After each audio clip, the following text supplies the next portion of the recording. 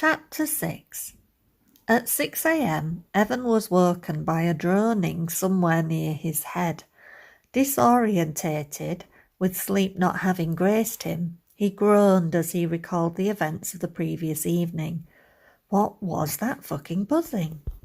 With a start, he remembered the mobile phone. Hopefully it would be Rob calling to rescue him. When he finally located his bag and answered, he was greeted by an irate stud manager who informed him that on top of yesterday's performance, if he couldn't get his arse there on time, he needn't bother turning up. Evan was left with an angry click in his ear and threw himself back against the bed. He could feel the twinge from certain muscle groups that prompted a glorious flashback, but the pleasure was tinged with guilt as he heard Flora stirring. He'd not handled things so well yesterday evening. After Flora had helped him bend his ankle back through the gate, she'd run upstairs like her fanny was on fire, heading straight into the shower. Feeling a little aggrieved, he had stomped after her, aware it must have been a bit upsetting, but it had never happened to him before either. If he were a suspicious man, he'd suspect Ella of sabotaging his condoms, but she wouldn't have gone that far, surely. Evan had banged on the door. "You know, if my swimmers have gone where no man's have gone before, no amount of flushing your honeypot is going to help." The water turned off abruptly. "Do you have to be such a knob about it?" Flora yelled. The bathroom door swung open and she stood there, swaddled in a towel, her luscious boobs pushed up above crossed arms. She was also enraged. "Someone in your position ought to be a sight more sensitive. Doesn't your life hinge from one moment to the next? Well, I'm not any different." She prodded him in the chest. "It wouldn't take much for me to be in your shoes. If I lose this job or if I fall pregnant, I don't have a cosy nest egg. I don't have anywhere else to live or anyone I want to burden with my problems. I have a sister, but she's got her own family and just a small house. I couldn't ask her to help. Do you think I'd be okay on my own with 2 big dogs and a baby? Maybe even twins, knowing my luck. Or are you going to hang around and help, Evan?" She looked at his blank face and snorted in dismissal. "I didn't think so. Look, I'm a big girl and I take responsibility for what I do with my body, so I'm cursing myself for taking a risk like that. And for what? A couple of minutes of pleasure?" Evan slipped a finger in the front of Flora's towel and yanked her forward. "It was a hell of a lot longer than that, and would have been longer still if you hadn't been trying to steer the whole time." She wrestled his finger out from between her boobs, tempted to bite it, and not in a sexy way. "That's completely beside the point. It's done, and that's that. Tomorrow we go get me the morning after pill, and this never happens again." "I have to work tomorrow." "Fine. I'll do it on my own, just like every other thing in my life. I think you should turn in early. I'd like to have the house to myself, and I've still got things to do before bed." And that had been the end of the conversation. Evan reluctantly agreed she had the right to some privacy, and for once he failed to see how charm would rectify the situation. 10 o'clock that morning, newly fired and without another viable excuse, Evan stood outside the chemist shop, waiting restlessly for Flora. Initially, he'd played the part of the supportive boyfriend and gone inside to the counter, but when the assistant started to quiz her about the general frequency and timing of her periods and how often she'd had unprotected sex, Evan had turned whiter than even his Scottish roots dictated. Flora had taken one sideways look and let him off the hook. As she shoved him away, some cheeky sod behind him gave him a nudge and said, "Condoms are over there, mate, if you're looking for them." Evan had refrained from giving him the finger and taken up his current position out here where it was safe. He stared blindly into the window of the saucy lingerie shop next door, and shortly after, Flora came out of the pharmacy with a paper bag clutched in her hand. "Can you believe that cost £26? That's outrageous. I told you I'd pay for it. It feels wrong taking money from you. Flora, I have money and I'm buying it. I'm also giving you some money for food. He shoved £100 in her hand. Flora looked at the unexpected bundle of notes. I thought you didn't have money for a bed and breakfast. I don't. I just need to be careful with money until I get a job, and I didn't want to waste food money on accommodation. But I can pay for this, and I will reimburse you for whatever it costs to keep me, okay? Flora felt guilty, thinking she might be leaving him short. Does that mean you want to stay a bit longer? That depends on whether you'll have me. Evan smiled engagingly, his blue eyes as bright as buttons against his pale skin and frost-pinkened nose. Yes, I suppose, but we have to agree it's just as friends, or housemates, and nobody can find out you're there, all right?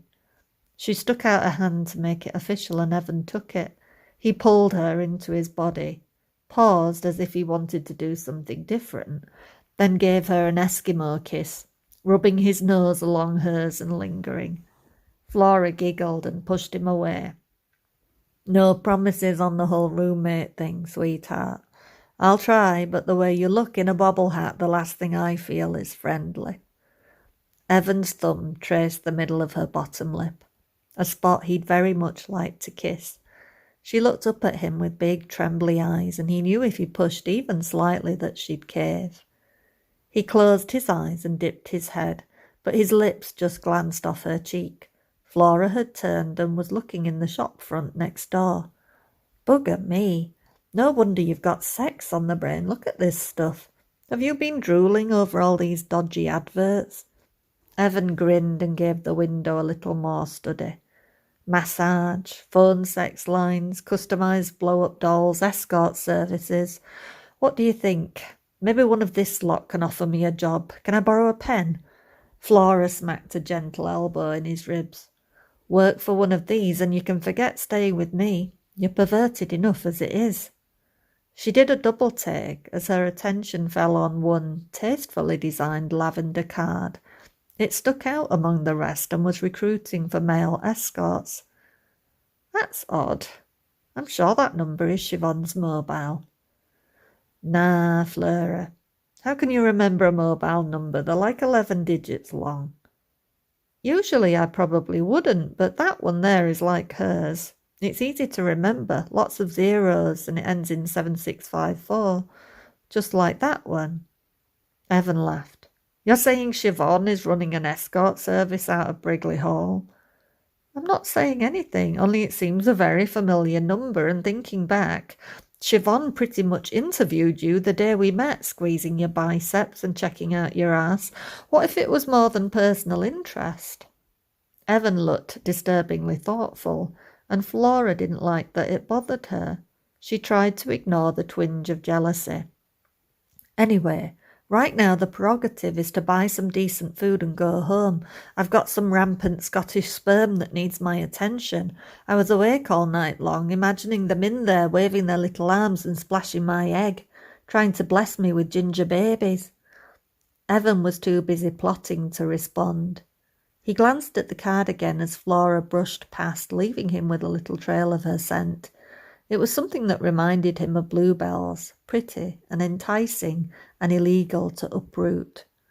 Flora was right. The number was easy to memorize, and so that's what he did, because at the rate he was bleeding money, he was going to have to use it. Flora sat at the kitchen table and swallowed the emergency contraception. It seemed simple enough. Swallow with water. Yeah, done that. Few side effects, yada, yada, yada. Then the little section of wording that threw her into a panic, not guaranteed to 100% prevent pregnancy. She swore silently, a lot. She should have gone straight to Newmarket before she'd walked the dogs that morning. She should have taken it earlier. It even stated take within 72 hours, but preferably within 12. It was way more than 12. Shit. Flora felt sick and had to battle back the impulse. It wouldn't do to puke back the tablet. She'd have to go out and buy another one. Trying to breathe and not freak out, she laid on the floor and tried to force her body to cooperate. Evan was out, having a walk around the village. He'd offered to take some dogs, but she'd had to refuse. Fillmore and Riley were too conspicuous, and the poodles, well, people might guess poodles had connections to the Hall. There was also the worry he'd run into Siobhan or Lady Jemima. Flora groaned, deciding to keep the potential inadequacy of the pill to herself. If by some mischievous trick of fate she was pregnant, then in her opinion a homeless dad was better than none. Evan wouldn't get away with plausible deniability, not like her rotten dog food rep dad did. No, despite what she'd said before, Flora wouldn't make a tough decision without Evan. Why should he get away with murder? Like most average men, when confronted with hormonally feminine dilemmas, Evan calmly believed a pill cured all. Hence he was quite unperturbed strolling through the village, considering the situation resolved. Brigley Prior was one of the few places left in England to have an old-fashioned telephone box, and he'd made use of it to dial the suspicious mobile phone number. A slightly snooty, slightly harassed-sounding voice answered on the fourth ring. "Hello, who's there?" Evan paused. Up until that moment, he'd not decided whether he was interested in a job or purely trying to figure out if it was Siobhan. "Is anybody there?" He couldn't tell for sure, so Evan dropped the accent from his speech and adopted Robert's estuary English. "Hi, I'm inquiring about the ad you placed in Newmarket in the silk and spandex shop window." "That's great, thank you for calling. Have you done anything like this before?" Evan ran a hand through the long layers on his scalp. "I have plenty of experience escorting women, but never as a job description. I can't remember too many refunds, if that helps." "Ah, very funny." And you could hear the smile in her voice. "Personally, I quite like a man with a bit of cheek, but as a professional you would need to adapt your technique. There are lots of different women with lots of different needs. Can you be a bit more suave?" "Darling, I know a lot of men with trouble spelling suave, but don't worry, I can easily tone it down if that's a problem." "Name?" "Pardon?" "Darling," she mimicked, "you're not much use to me if you can't grasp the basics." "I'm sorry, I was hoping to know what you were looking for first."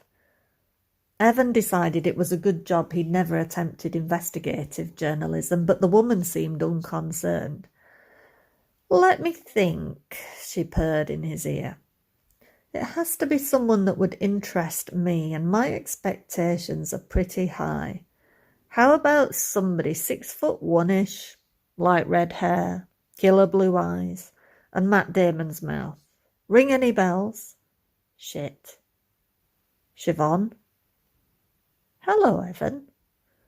"How did you know it was me?" The pips started going and he fumbled to put more change in the slot. "Because charm like yours is memorable, and I'm stood outside the post office watching you make the call. Excellent job on the accent, by the way, but I'm sure my ladies will like your normal one just fine. It might even earn you a bonus." Evan put the receiver down and stepped outside the box. Sure enough, Siobhan was across the village green, waving at him from outside the shop. She looked cool and elegant in her black wool coat, red hair in a chignon, looking every inch the owner of an upmarket escort agency. He crossed the sodden cricket pitch to join her. "Well, this is a surprise. I wasn't sure I'd see you again. If you're looking for work, does this mean that you're staying for a while?" "Maybe. To be honest, when I saw the card, I made the call for curiosity." Siobhan's mouth pursed in a small gesture of regret. "I'm disappointed if you're not serious. With a minimal amount of effort, any woman would love to be on your arm. In fact, you're already looking much better." Siobhan looked him over with the kind of frank appraisal that could set a man's boxers on fire. "How about we go to the pub and have a coffee and a chat? In confidence, of course." Evan shrugged and followed Siobhan to the Lamb and Lovage, holding the door open on automatic pilot. He hadn't given this a lot of thought, and the idea of falling down this particular rabbit hole was pretty surreal. He didn't want to be an escort, did he? It might make an interesting turn of events for the book, but could he go through with it? And what about Flora? After last night's prophylactic panic, she seemed more resistant to pursuit, and if she found out he was an escort, he was probably dead in the water. The barman delivered their order to the fireplace nook Siobhan selected, and Evan decided to cut straight to it. So what's this all about? Is it just taking women on dates and giving them a bit of flannel, or is it something a lot less innocent? Oh, it's all very proper. I'm not a madam. I'm only offering an escort. If two consenting adults turn that into something else, then that's their decision, especially where money is involved. She stirred some sugar into her latte and took a delicate sip. I can't speak for the future, but the current female clients don't seem to want more than a companion. It might surprise you just how normal they are. She leaned forward eagerly. You'd really be doing me a favour. I'm excited about getting started, and although I've poached a few female escorts from another company, I've only got 2 men. You could give it a try. Looks-wise, you'd make a nice comparison to my other 2. They also prefer to stick closer to London, so if you're local, you could get a lot of work. She couldn't stifle the smile that tipped the corners of her mouth. Of course, it would help to see you uncovered before I made an offer. I only want the best for my clients. Evan made a noise and gave Siobhan a sardonically raised eyebrow. If you're satisfactory, she stroked a teasing finger around the rim of her cup, then I would be happy to make a booking or 2 for you. The meeting place would be public. The kind of clients I have are retired ladies or professional women much like me, and all quite safe. Evan looked at Siobhan, noting the half-lidded eyes. She was a very striking woman, well-spoken and charming, but definitely not safe. Funny how he'd not noticed this mild, predatory air when they first met. His initial impression was of a no-strings, non-threatening, good time kind of a girl. I'd need to have a decent picture of you on the website. Evan woke up from his pondering. No, my face is not going on any website. He didn't want any lasting cyber memories to follow him once this was all over. Really? She was visibly disappointed. I suppose we could try putting a grey silhouette next to your statistics. It's a shame, though. You have such a nice face. Evan shrugged it off. No pictures, and that's final. Let's talk brass tacks. How much could I earn doing this? Wait there just a minute. Have you ever had a DBS check? Huh? An official report on whether you've committed any offences, like the old Criminal Records Bureau. No, I never had cause to have one done. I'd need to see your passport, driver's licence and a current utility bill. Driver's licence is the only thing I have with me, and no bills either. Is that a problem? I've never been arrested for anything, except for the time he punched an England rugby player, but then the man was a complete scrotum, in Evan's opinion. Siobhan tapped her fingernails on the tabletop. Well, without all your documentation, I'm not sure I can get the check done. That would definitely affect your fee. It's one thing for me to trust you personally, but would I be putting myself at risk by sending you to clients? Siobhan didn't seem to be looking for him to answer. She took another long look at Evan, and he could see the struggle. She was desperate to hire him. The desire to get the business off the ground looked sure to outweigh the potential danger. I like you, and I'd like to take you on. Initially, I think I could pay 75 for an hour of your time. You could have expected more like 100 to 125 with a background check, but it's a good start.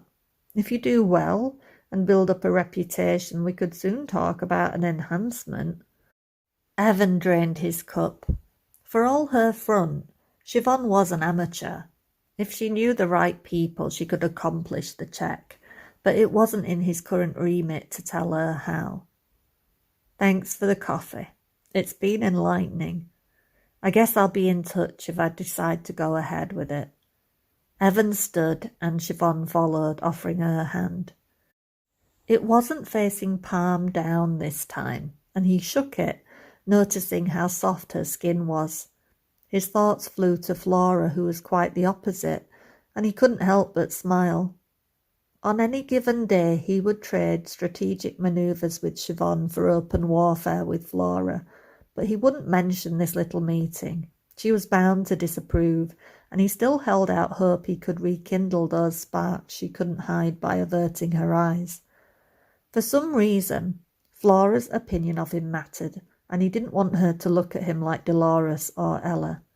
Damn frigging romance novels embedded in his brain, reminding him to be all worthy.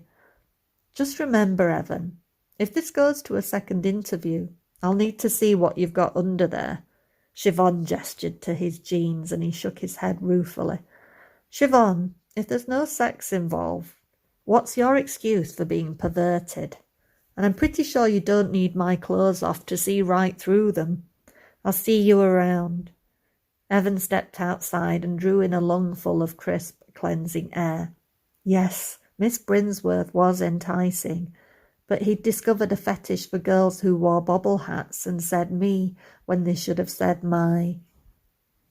Flora? Down here, next to the coffee table. What are you doing down there? Questioning my mental health. And the verdict? He took her hand and pulled her up. Temporary insanity. I'm Brigley Prior balmy. Evan steadied her as she swayed on her feet. Do you want to get out of here? Maybe take the dogs for a walk? We could go across the fens, clear our heads and raise an appetite for a late lunch. Okay, she agreed readily. That sounds good, because my head needs erasing. I feel like someone's been playing Super Meat Boy in there for 10 hours straight. Evan smiled. There's another good remedy for clearing the mind, you know. He gave her a double dose of brow waggle, making Flora laugh despite her worry. I'll take a walk, thank you very much. I'm already in enough trouble. Suitably bundled up, they set off along the fen path, looping around the back of Brigley Prior. The last of the snow was crunching underfoot, and Evan was experiencing a crash course in dog walking, wrangling Daphne, Benny, Parsley and Herbie. Flora had the more sedate trio of her own two plus Trike. I really think I should walk the big dogs. This is hurting my machismo. She gave him a mildly amused glance. I highly doubt that's possible, but we can always swap on the way back if your ego is feeling abused. Ha, bloody ha, I'm struggling here, hen. I can feel my hips about to bounce like Daphne's. Flora, bringing up the rear, had to disagree. She had an all too nice view of his very masculine, very hard-looking arse. Such a shame last night had all happened so fast. She'd never even got the chance to squeeze it. Focus, girl, focus, Flora warned herself. Been there, done that, done him, in fact. She sighed heavily and dug a plastic bag out of her pocket, bending to clean up after Riley. You okay? Fine, just poop scooping. The scourge of the responsible dog owner. How about we cross over to that gate? We can climb up onto the dike and walk right along the top. He moved in the direction she suggested, and Flora drew alongside, investigating him from under her lashes. He was wearing his knit cap again, which inexplicably she found quite sexy. So it's a bit late after what happened last night, but since you're staying, it would be nice to know more about you. You went to university, so obviously educated. She gave him a more serious look. You have nice teeth, so you're probably not a crack addict. Evan burst out laughing, and Herbie tucked his tail between his legs, glancing at him worriedly. What? She asked, bewildered. Addiction is a major cause of homelessness. Stop laughing at me, you asshole. She thumped Evan in the ribs, making him laugh harder. Flora, what cause have I given you to assume I'm an addict? You mean aside from willy measuring and bathing in crusty critters? No, you're right, you're obviously completely sane. Come on, what was it? Did you lose your job? It must have been something awful. Her dark eyes were genuinely concerned. Evan frowned. As a writer, he should have prepared a credible backstory, and with Flora all interested and sympathetic, he felt like a shit to even consider telling a lie. It's pretty boring. The problem is women tend to like me a little too much for their own good. Flora subdued a shiver, understanding how that might easily happen. When I'm with someone, I like them to feel special, whether I'm in love with them or not. He chipped at a patch of frozen snow with his boot. I don't even know if I've been in love. I'm attracted to someone, we have a great time, and I just presume that feelings will develop. When that doesn't happen, I'm not good at determining the cut-off point, so Flora, I carry on as if nothing's wrong, and sometimes that gets misconstrued. I never set out to hurt anybody, but it's been a bit of a recurring theme.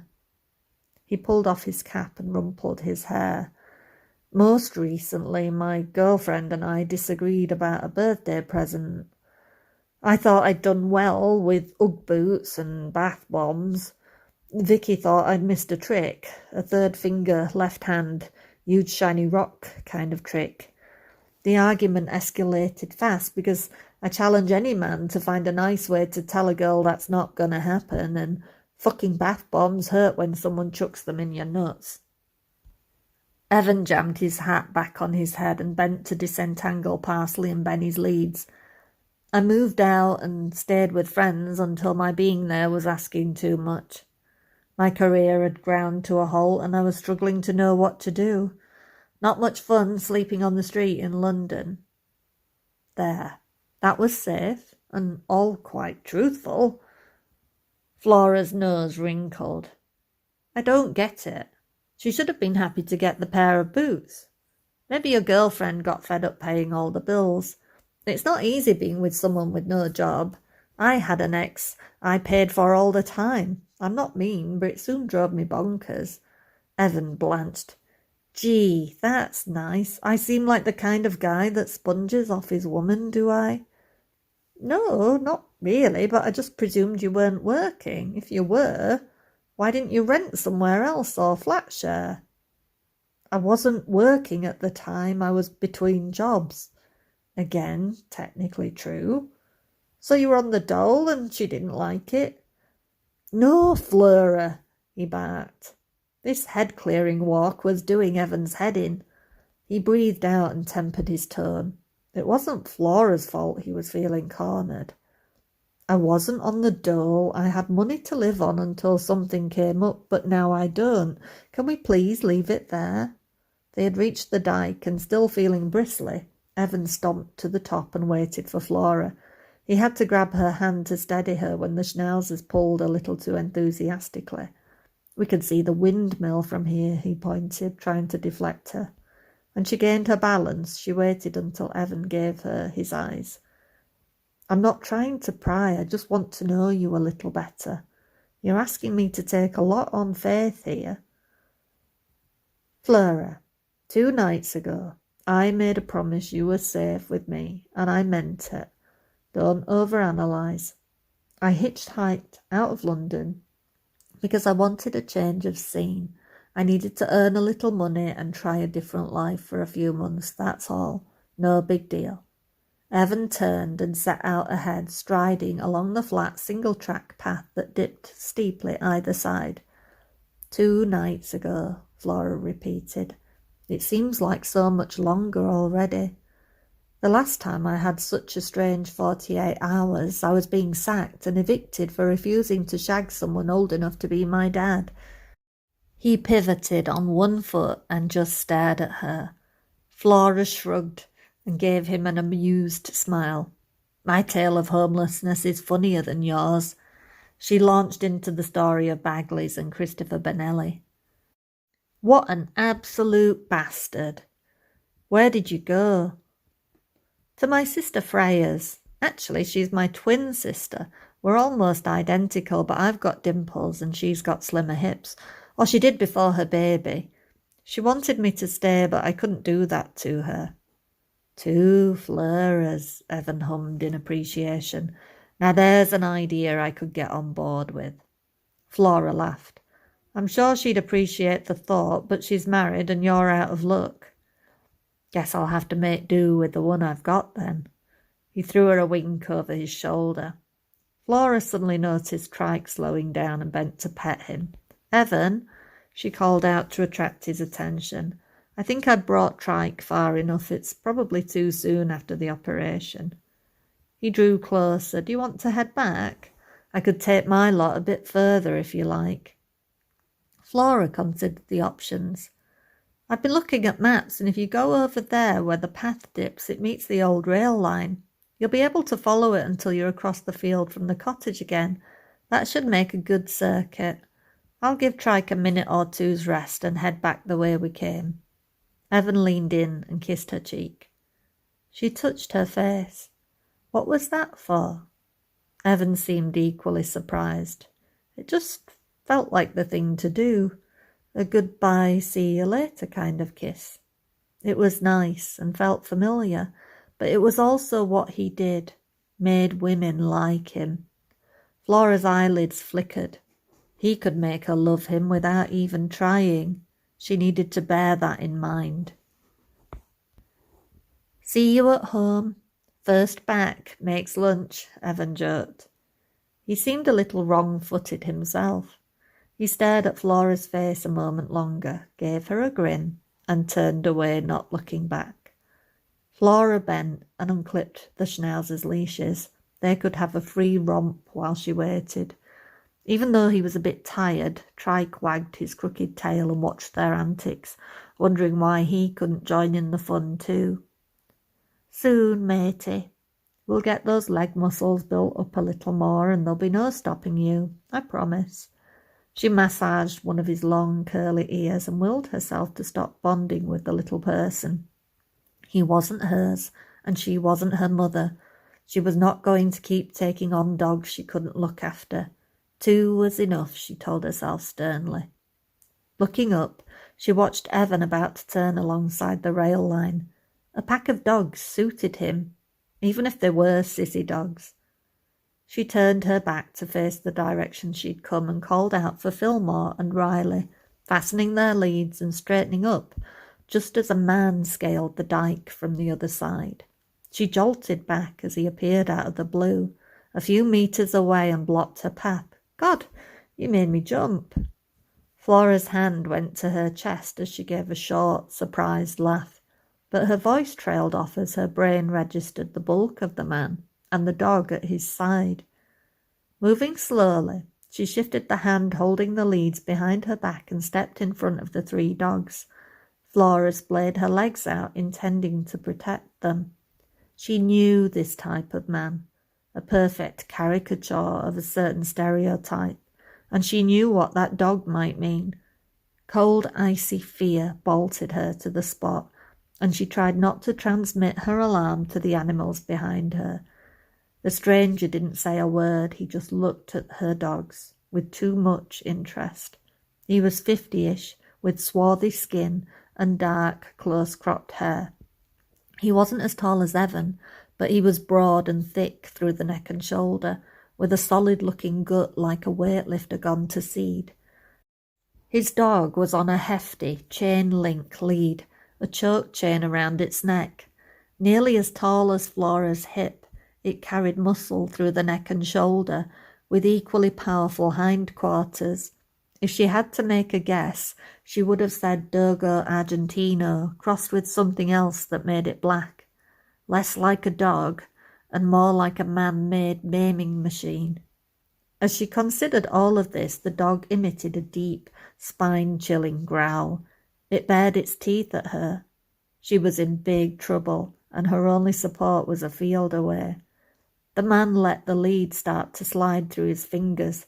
"Don't you dare, you bastard!" Flora spoke threateningly, trying to sound as confident as possible. It was difficult, considering she'd lost the use of her lower limbs. All she knew was that if she showed fear now, her dogs would be ripped apart, and the surety of that made her sound like she meant business. You let that lead go and it won't be my dogs that get hurt. Your dog comes at mine and I won't stop until I kill it, even if I have to make it choke on my own fucking throat. I'll feed it every bone in my body and you'll do time for attempted manslaughter. To Flora's ears it sounded ambitious, and the man smirked as the dog lunged towards her, still restrained, but snapping its jaws. Behind her, Trike gave a distressed whimper. An unexpected warmth hit her legs.